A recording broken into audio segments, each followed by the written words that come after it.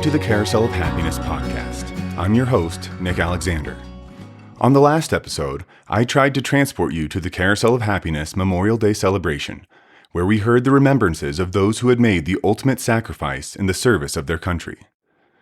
On today's episode, I'm rejoined by my co-host, Sarah Bishop, the Assistant Director of the Carousel of Happiness, and we're returning to lighter subject matter. Whimsy. What is it? How can we cultivate it in our lives? And why has 2026 been declared the Year of Whimsy Maxxing? Let us begin with today's story.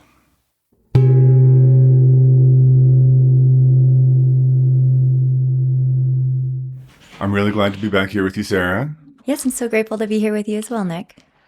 I did also want to ask you, I saw this on Instagram at the Carousel of Happiness Instagram, but looks like we're doing a tea party here on July 21st. Could you tell me about that? We are doing a tea party, so it's a family-friendly event. We will have live music. It will be a high tea. It goes from 3 p.m. to 5 p.m. on Tuesday, July 21st, and it's one setting, so you just stay and enjoy tea and tea sandwiches and charcuterie and little treats. There'll be face painting and carousel rides, of course. And I guess the intention is to just kind of bring a different type of event to Netherlands than that we're used to. I'm kind of like envisioning this like mountain elegance in a way. You know, it's we're really looking forward to it, and I'm deep in the planning right now, so I'll let you know soon. Well, that sounds very fun, and I like the idea of some mountain elegance, very prim, and drinking your tea with your pinky up, and I dare say it sounds maybe a little whimsical too. It's whimsical for sure. So that's hinting at our topic for today. We talked in our first episode, you brought up that 2026 is the year of whimsy maxing, and that could potentially be ripe material for a podcast episode. So here we are. We've done the research. I've done some research at least. And we're ready to talk about whimsy today. Well, it's not just whimsy, it's whimsy maxing, right? And the maxing suffix has become a pretty big part of the zeitgeist in the last year or two. There's a New York Times article from last October that says, maxing is the suffix that tells us to ruthlessly optimize everything. There's looks maxing, there's gym maxing, money maxing, study maxing, sleep maxing, health maxing. Right. There are a lot of things we can max. That's a lot of maxing. That's a lot of maxing. We can try to max, but I think whimsy maxing is a bit of a response against that because whimsy is not quantifiable. You can't quantify your gains in whimsy. Maybe you can. I have not been able to. So I think even though it's part of the maxing culture, I think it's a little bit of a rejection of it. People are saying, I'm not going to max my looks. I'm not going to max my health or my money. I'm going to max my little moments of delight. I'm going to max my whimsy. It seems like people are ready for it. They're saying 2026 is the year of whimsy maxing. There's been a few headlines. There have been some influencers. There have been many TikTok videos about it. And so there's some reason that people are especially interested in whimsy this year. Oh, I was curious if you have any ideas why that might be. I would guess because the pendulum has to swing eventually. And for so long, for a lot of us on this planet, we have, put our head down and we've just been grinding, since the beginning, when we're in school. It's to, what you got to do well on all your classes and then your extracurricular activities. And then you get through that and then there's college or there's some sort of trade school. I mean, it's just constant that we have all this expectation of what like success is for us. And I feel like this movement towards the whimsical is questioning all that and really seeing what life is potentially about. Mm-hmm. I did do a little bit of research. You can say 2026 is the year of anything, but I looked at Google Trends, and that's a way you can see how much people are searching for things. And Whimsy, around the beginning of last year in 2025, it really started ticking up. It had been pretty steady the last few years, and then people started searching for whimsy more and more. And then at the beginning of 2026, it really did kind of rocket up. It reached a height of search in March or so, and it's been falling a bit from there. But at its height, it was about 3 or 4 times more searched for as a word than it had been in the years previously. So we're definitely having a whimsy moment as a culture. Well, I looked up, you might be asking, what is whimsy? So a definition of whimsy, it refers to anything playful or quaint or fanciful behavior that's more about imagination rather than logic or reason. And so, lighthearted humor, quirkiness, something spontaneous, childlike wonder. It can be hard to pin down, but you kind of know it when you see it, right?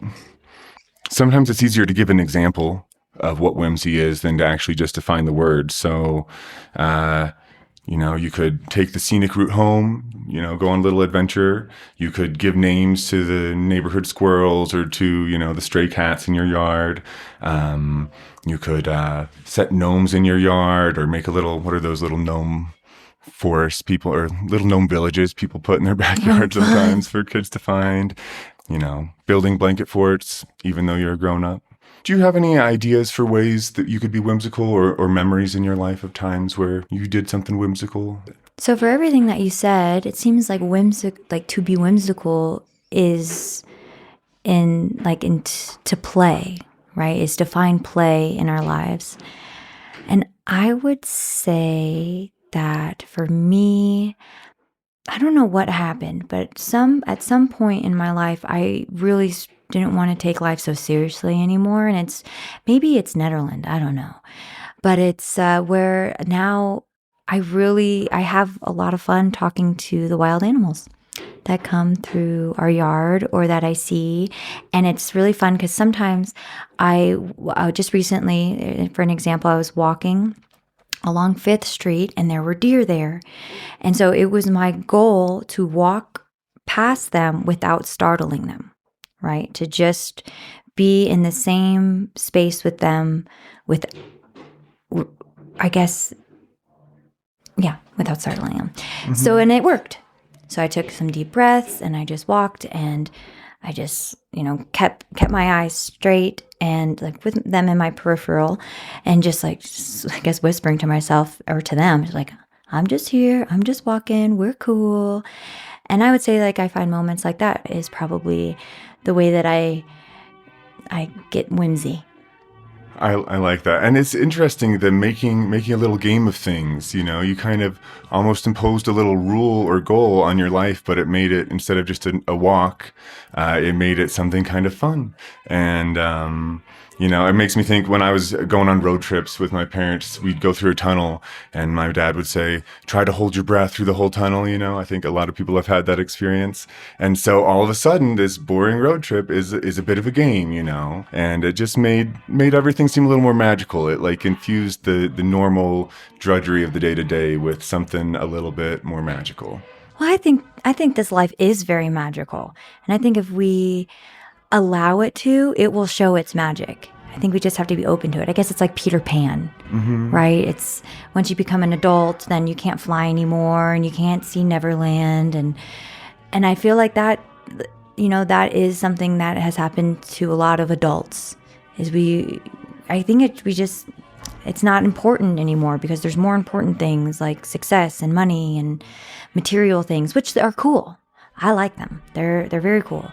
But there's also a part of life that's intangible. Like you said, there's not really a word to explain it, but there is magic. And people experience magic all the time. Like they're like, oh, that was crazy or a miracle or all these things. And I think that it's life just waiting for us to open ourselves up to it again. I like what you say about Neverland, that very whimsical place, right? Peter Pan and all that, very whimsical story. And, there's a nickname for Netherland, which I think is never Netherland. I don't know. It's a little bit like Neverland here in Netherland. Right? Yeah, just D and the V. Just one letter away. Another thing you're saying, there is magic. Well, there's this Einstein quote. You think of Einstein, he's very, academic and very, scientist and mathematician and following these rules. But he has a great quote. Basically, there's two ways of living life, as if nothing is a miracle or as if everything is a miracle. And I think you could swap that with magical too, as if nothing is magic, which of course magic isn't real. That's magic doesn't exist. And yet the wildflowers coming out of the ground, or the fact that the bees make honey and it's so delicious, or, the fact that we all exist at all, is such a magical 1 in a million chance. And I think sometimes these scientists or mathematicians, they see it more clearly because they're like, the fact that we'd have a magnetic atmosphere that protects us from the sun's radiation, and then we can have like a cup of coffee in the morning, that's a 1 in a billion chance, And so I think sometimes it's the people who study it the most that see the magic in the maybe what we find menial or what we've taken for granted. Yes. Alan Watts mentions that as well, about how dolphins are quite intelligent. They are possibly even more intelligent than human beings are. They have a language, they have rules and they have their own culture of rules and norms. But the one thing that they do so much better than us is play. They spend a majority of their time playing and enjoying their whole being. He suggests, be like the dolphin and, take away the 4-letter word of work and try to find as many opportunities as we can to replace that with play. It's funny you talk about play with whimsy, because I'm a bit of a word geek. I looked back at the etymology or the origin of the word whimsy. Where did it come from? And I guess in the 1600s, there were toys called whimwhams, and they were just fun little toys. And so they were popular enough and whimsical enough that it became a term. To be whimsical would be to be like these little whimwham toys. There's another fun word that has fallen out of use, but whimlings are people. A whimling is somebody who is whimsical. A whimling. Ooh. So thank you for sharing that. I like the that. idea of, I'm going to start calling my kid, the little whimlings. Yes. That can be fun. I think we could all aspire to be a bit more of a whimling. I guess that's what Whimsy Maxxing is all about. I will say, it's right here. It's very convenient. A lot of times when I go to the Carousel of Happiness, it is on a whim. I'm just driving through with my kids on the way back from picking them up from school or from summer camp. I'm like, you know what? Today feels like a Carousel of Happiness day. So I just stop in. It takes about 1 minute off the main road, and then it doesn't take long either. So it's a place that's very whimsical to go and visit. You can do it in about 5 minutes and be back where you're headed, and very lightweight, whimsical experience. And I think what a cool thing for your children to experience too, because children are just sponges, as we all know, and they just absorb whatever it is that their environment teaches them. And so as the adult, the person who is managing all the things that what it takes to be a parent, to be like, all right, everyone, we're just gonna take a left here and let's go have a moment of whim. And it's like, it just instills in them that there's always time for whim. Yeah. I do think that the Carousel of Happiness is one of the most whimsical places I can think of. And I'm not exactly sure why that is. Do you have any ideas? I think that not only is it a carousel, which kind of brings a sense of nostalgia, I think, for adults, and also wonder for children they have never seen. But I think everything that the carousel is built around, the Scott carving these, I guess, going on a whim and starting to carve, from the very beginning to where we're sitting right now, this whole experience is based off of a whim, just trying something new and just seeing where it goes. Mm-hmm. And, it's interesting you said it started on a whim. I'd like to ask Scott about that. But yeah, I don't think when he started carving, he had the idea in his head, this is going to be a carousel. And necessarily, he was just, carving, I'm guessing. And then also, I know it kind of started partly when his sister sent him a music box in Vietnam. I wonder, was that a thought she had? And then, that probably was a whimsical thought to say, well, let's send him this music box. And there might have been a voice in her head saying, a music box? Are you kidding me? He is marching through the jungle. He's going to have to store this in his backpack. Mm-hmm. This is not practical. Yes. This is not useful. Let me send him a Swiss Army knife, But it was it was more useful, I think, than, she could have ever guessed at the time. And so from these little whims, we can really make meaningful things that are purposeful. Yeah, that actually ripple through time. And we might not know. I feel like that's our intuition, pushing us, that we might not know whatever outcome there might be, but just to do it for the sake of doing it. And you said, well, it's a carousel, so of course it's whimsical. It's a kid's plaything. But there's something a little bit mechanical and not very whimsical about a carousel. You look at a standard carousel, it's all horses. They're all the exact same. They go up and down the exact same amount. They spin in the very same circle. The ride length is the exact same length every time. It is not very imaginative. It is not very whimsical. You know exactly what you're going to get going in. But you come into this place and it's not quite that way. I mean, every animal's different. Everyone has these little details that make you start imagining the inner lives of the animals, or how they got here. Why is that mouse on that? I forget what the mouse is riding on. But you see these little details and it makes you, it lights your imagination, Yes, I agree. And the Wurlitzer, it's in fact each ride isn't necessarily the same length because it's based off the song. So some rides might be a little longer, a little shorter, based off of the role, whatever role is in the Wurlitzer that month or that day. Mm-hmm. There's that element of chance to it, for sure. And then all the other details too, there's just the little fairy throne and the puppet theater upstairs. You never know when there's going to be a puppet show, and I guarantee you it's not going to be scripted. It's going to be, subject to the whims of the creator, for sure. So I don't know. I can't think of any place more whimsical than the Carousel of Happiness. I agree. I have yet to come across something that is so, it's definitely intentional. There's purpose to it, but there's a magic to it that just seems like it all just came together, so fluidly. Even the fact that the carousel is in Netherlands, it just worked out for Scott after researching and trying to find a place for it, that it happened here. And before what we see as a parking lot for a grocery store, this was a mountain meadow. And so I guess it's the magic. Yeah, I think it's the result of many whims being followed over many years, and they've built up and now have become something really, really concrete and powerful. But the whims that each little sculpture was built upon imbue it with this life and this whimsy. Even though it's kind of made out of hard wood, it still feels alive and fanciful. Well, so I wanted to talk a little bit about ways to whimsy max. How can we do this? If you're listening and you think you've convinced me, I want more whimsy in my life. So let's think about ways people could do that. Obviously, going to the carousel, number one, not that we're unbiased on that, but come down to the carousel. I guarantee you'll feel more whimsical afterwards. Do you have any other ideas for ways that people could invite whimsy into their life? I think it's just the invitation. And maybe look for those whimsical moments to appear, and they will find them. It's kind of like wildflowers. If you want wildflowers, you don't go and buy the potting plant and the seeds, and you don't, go to Lowe's or Home Depot or Indian Peaks Ace here. You just go out, I don't know.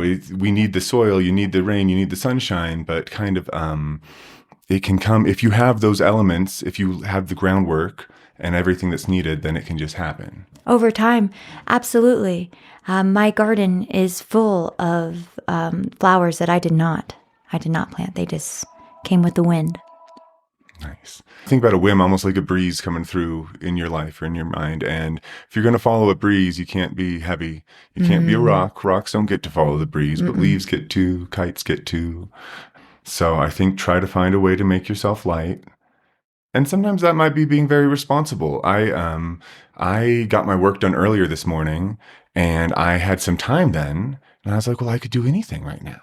When I delay, when I procrastinate, which is my modus operandi, um, then I don't have the options. I'm like the stone that can't be picked up by a whim. I can't stop at the carousel on my way home because we've got to, get to karate class. But when I make myself light, when I'm able to get my responsibilities done, then it actually frees me to be more whimsical. So there's maybe a bit of a connection between being responsible and serious, and then you get to be whimsical. Yeah, I like that. I like that. It's kind of, I guess, having the best of both worlds, right? And having, utilizing one to operate the other. And kind of continuing on that, creating the fertile grounds for whimsy. I've read, well, there's a subreddit called Adding Whimsy, and it's all these people who are just trying to add a little bit more whimsy in their life. But some of the things they do, it's actually kind of, it's preparing for it, but they'll have in their backpack, they'll have some blank paper, or it's origami paper, or they'll have a packet of crayons, or they'll have a little ball, and that way, if they run into a gaggle of kids, or if they have some free time, maybe they'll do a drawing. Maybe they'll give the drawing to somebody. Maybe they'll invite a kid who's waiting for his parent at the waiting room, say, hey, do you want to do this coloring book? Well, they have it there with them. Oh, that's nice. So there's things you can do, or, balloons, little, standard birthday balloons. They don't take up a lot of space. So you could always just have a few balloons in your backpack, and you never know, kid or adult, when it might be nice to just be hanging out with someone and, I'm just going to start blowing up a balloon. How whimsical is that? That is quite whimsical. I'm a parent of two boys, and one way that I find is there's a lot of whimsy in my life thanks to them. They get these whims and they follow them very naturally. So I would say if you want more whimsy, being around kids is a pretty good way to do it. I agree. I taught preschool music for a while, and I would say that working or being with the children, it was really fun because anything and everything was possible. There were no really parameters on reality at all in those few hours a week that I got to spend with them, which is nice because then you go out in the world and that kind of lingers. Anything and everything is possible and available. And yeah, I think kids are the ticket, and because kids are just naturally whimsical. They can't help it. I feel like, so it must be really a sweet experience to see all the magic that they get to experience. Yeah, it's pretty cool seeing the world through their eyes, and then sometimes getting swept up in the whimsy myself. They'll be out doing something in the yard, and then all of a sudden there's a bug. We're dropping everything. We're following this, or, now we're making a fort. And it all just sometimes I just went back and got the stuff for the bug, and now you guys are making a fort. I'm a little bit frustrated about it, but my better judgment is, okay, we're making a fort now, and just kind of allow myself to be subject to their whims a little bit. Yeah. Yeah, I remember when I was little, I would get in, I don't know why, but maybe my parents were picking me up from something, and we would start driving, and then I would say, follow that car. I just was in hopes that they would, I guess, go with the whim. They never did. It's probably for everybody's best interest. It strikes me we're all former children, so we've all got that, I think, inside of us. I think it's maybe under some layers of conditioning and the stuffy adulthood that we all have. But if you open yourself to it, you can find that inner child, I think. So those are some things to be whimsical. I'm curious if you have any whimsy no-nos, any ideas for things that, might kind of suck the whimsy out of the room if it's starting to get a little whimsical in here. Second guessing. Yeah. I would say that would kind of suck the whim out of the opportunity. Yeah, I think that is a big challenge. People being concerned about being cringe is another. I heard that word so much a few years ago, but with the same kind of, the younger generation that people say, oh, that's so cringe. Don't worry about if somebody else thinks what you like is not cool, if it makes somebody else cringe. That's what that means? Well, yeah, it's like if you're in a coffee shop with your friend and you pull out a balloon and you have all of a sudden you got a happy little balloon there with a smiley face on it, somebody might be looking over at it and, oh, that's so cringe. Can you believe this grown up just blew up a balloon? So some people are going to kind of, yuck someone else's yum with whimsy. And I think, don't yuck your own yum. And then if somebody else is giving you a weird look because you're sitting on the sidewalk cross-legged doing sidewalk chalk, try to just let that roll off your back. Yeah, maybe offer them a piece of chalk. Yeah, that's right. Offer them a piece of chalk. If they say no, that's their problem. Yeah, right. So they're missing out. Being kind of self-directed, I think, is an important part of it. It's not following the whimsy maxing trend. It's not what these bloggers said you do. It's internally directed. Yes. What would be whimsical to you? It's your whim. It's nobody else's whim. Oh, yes. I would say, kind of towards that too. It's not a performative thing. You're not doing it for the audience. You're not doing it for the clicks or the likes. It's, putting a camera out in front of your sidewalk chalk and then doing a TikTok video about it is a lot less whimsical to me. I agree. Than just kind of doing it on your own. I think it would be harder to get really lost in it if it's like, well, how does this look to the audience that's going to see it, Because it's a moment. Yeah. It's a moment, like you said, it's not really quantifiable. It's there and then it's not, so I think anytime that we try to manipulate it or capture it in any type of way, then it kind of defeats the whole point.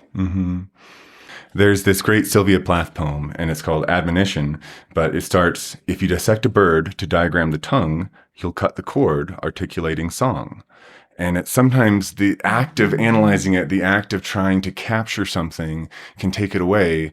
As a songwriter, that's happened to me before where I'm jamming with somebody. It's really great. The vibes are great. And then it's like, hey, let's record it.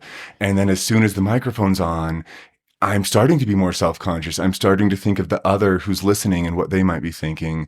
And it robs us of the inspiration we have. Yes. Sometimes I can convince myself and I can forget that we're recording. And those are the best moments usually. But I agree. I have that same thing whenever I'm just jamming and something comes up, and if I immediately go to record it, I'll usually forget it. So I've learned that I just have to stay with it and try to somehow memorize it a little bit before I could even attempt to go press the record button on it, because I got to find my phone. It's like the whole thing. Then someone asks me a question about something, and it's I agree. It's like staying in the moment for as long as possible. It doesn't surprise me that you've had that experience. I think art and artists are inherently tend to be a little bit whimsical folks. And that's, I would say, with all these no-nos, it's not like, I can't believe I'm saying no-nos. You can tell it. I'm the father of toddlers. That's a no-no. That's a whimsy no-no, son. No, they're not really, like we said, whimsy is about you. So don't let me tell you how to be whimsical, certainly. Okay, maybe this is the one that changes, because there's, I like my kids to be free, but when their choices start interfering with other people's freedoms, that's where theirs stop, right? So you're free to swing your arm around your body until it's going into your brother's face, right? And so I think that there's an interesting thing as whimsical. Oh, what a delightful, lightweight thing. But there's some interesting language around whimsy where you can be at the mercy of somebody's whims, or you're subject to the whims of an emperor, or to, your mother or father or whoever. And so when somebody's being whimsical, but it is affecting somebody else profoundly, that's actually pretty, that's a no-no. That's a strong no-no. That's a strong no. I was actually just at a concert last night, and I love to dance. It brings me so much joy. And sometimes when I'm really in it, all my hands will go all over the place. But as soon as I realize that I might be in someone else's bubble, I remember that we're all sharing space here, and to tone it down just a little bit, and then when I'm by myself, I can get all wily with my arms and whatnot. But I agree, there is to be conscious and aware if there are other people within our whimsiness. That's right. You heard it here first. Whimsy max responsibly. If you're doing sidewalk chalk and you're blocking the sidewalk, then back up so the person can cross. Yes. We talked about why now with whimsy maxing a bit. Why is whimsy such a popular thing now? I think we could talk a little bit more about that. Why do you think it's so popular now? I think that digital technology has played a bigger and bigger role in our life. And, it's amazing. You can have a wristwatch on that tells you how many steps you took today, what your heartbeat was, how good of sleep you got, and all these data points. But that kind of takes the mystery and the whimsy out of life a little bit. A lot of this digital stuff doesn't feel very whimsical to me. I think we have been given a construct of reality that is not serving us. I think people are living their whole lives working so hard, spending so much of their precious resource of time on something that isn't fulfilling. I feel like as the generations come, there is an emotional intelligence upgrade.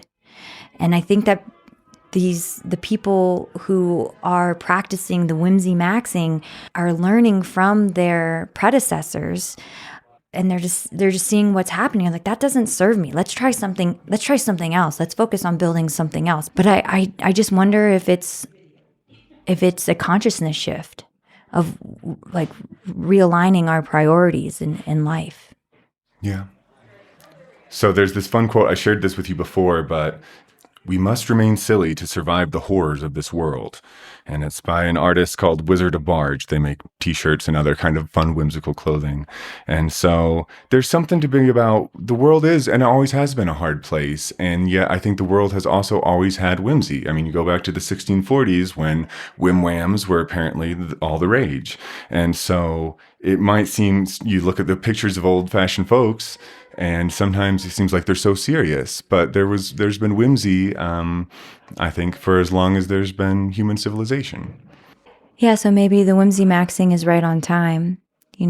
For us, that maybe it's just I don't know about the answer, but maybe it is a potential solution to all the things that we're taking on. You're so right. I mean, the fact that we have all of this information coming at us on the daily, multiple times a day, is overwhelming for our nervous system. And so no wonder there are so many people who are dealing with incredible levels of anxiety and stress, which can lead to autoimmune issues, and it just kind of keeps spiraling out. So maybe the whimsy maxing is just like society's way of balancing it out. Yeah. In terms of it being whimsy, something people turn to when things are really hard, there's this 1997 movie that won the Oscar for Best Actor. Roberto Benigni acted in it and also was the director. It's called Life is Beautiful. Have you seen that, or do you know about that? I have seen that. I haven't seen it in a long time, but it came to me when thinking about this because it's about people who are in concentration camps in the Holocaust, and how through play and through whimsy, they're able to get through it better than they would without, at least. Yes. Especially for the children. Yeah. When you said that, I just had the image of the dad walking, and he knew that his little I think it was his little girl, was hiding. Mm-hmm. And so he pretended that he was marching, as the soldier was pushing him through to wherever he was going, as if it was a game. Mm-hmm. And that was so like touching. Yeah, it's a tough movie to watch, but it's touching and it's beautiful, and it's an interesting name, right, for a movie about the Holocaust. Life is beautiful, but I guess finding the beauty in the hard times. I think that's the only way that we'll survive any of this, because there's so much out there that it's happening, and to remember that we have that opportunity to look for the beauty and the magic and the whim in life is really all the hope that we have. Otherwise, then we let others determine our perspective. And what's the point of being free? Yeah. It's a Nietzsche quote, maybe. Life without music would be a mistake. It's like, sure, we can survive, but we got to keep our spirit intact. We got to keep the fun and the music and the joy and the whimsy intact too. Because otherwise, what are we doing here? Yeah. Just living. Because we're more than just this biological mechanism moving through time and space. Like, we are spirited. We're lively. Like, we know it when we commune with people, and we can just feel that energy and that connection just flowing through, and creating a circuit of something. We are magic. We are whimsy just by our nature. Thinking about kind of wrapping it up, I think we've talked about as much whimsy as possible. To wrap it up, do you have any thoughts kind of after this conversation? Is there something, have you changed in any way? Do you see whimsy differently now than you did at the start? I did. I'm grateful that you are so thorough in your research, because it's nice to know the history of the etymology of whimsy, of what it is to whim, to be whimsy, and whimlings. Yeah, the whimlings. I like that. For me, I think our conversation has really sparked a curiosity. Is like, how can I invite more whim into my life? How can I too be a whimling out in the world? Good. Well, maybe we'll follow up later this year and see how we've both maxed our whimsy. And as I said when we talked about it, I don't know if maxing, I think it's a little bit ironic, right? I don't know if you really should be trying to maximize it. I said maybe we should whimsy moderate. When we try to do anything to the max, it can actually cause it to go to the min.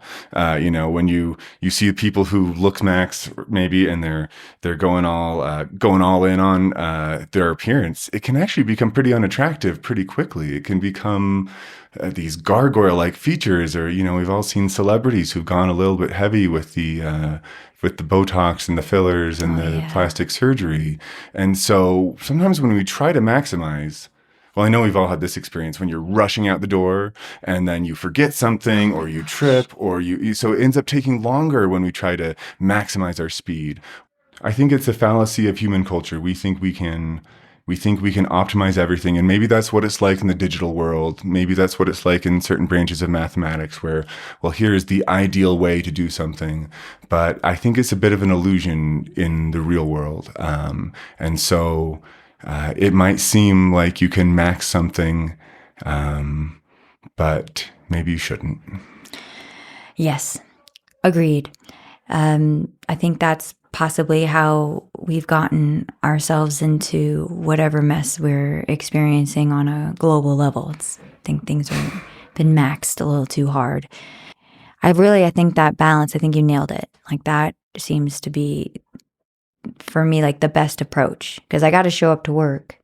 Luckily for me, it's at the Carousel of Happiness. So and I got to do my job, but it's also remembering that the magic is out there, and it's ready whenever I'm ready.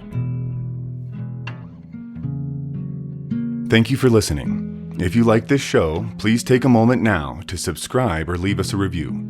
Even better, share this episode with a friend of yours who has a whimsical side. If you have any thoughts for us, please email me at podcast@carouselofhappiness.org.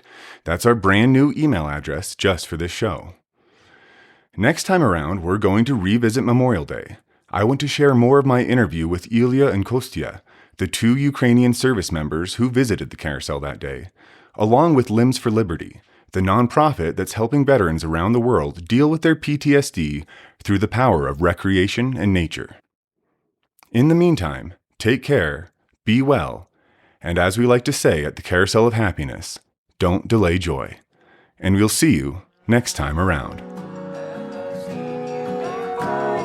Beginnings and endings are only pretendings. I'll see you next time around.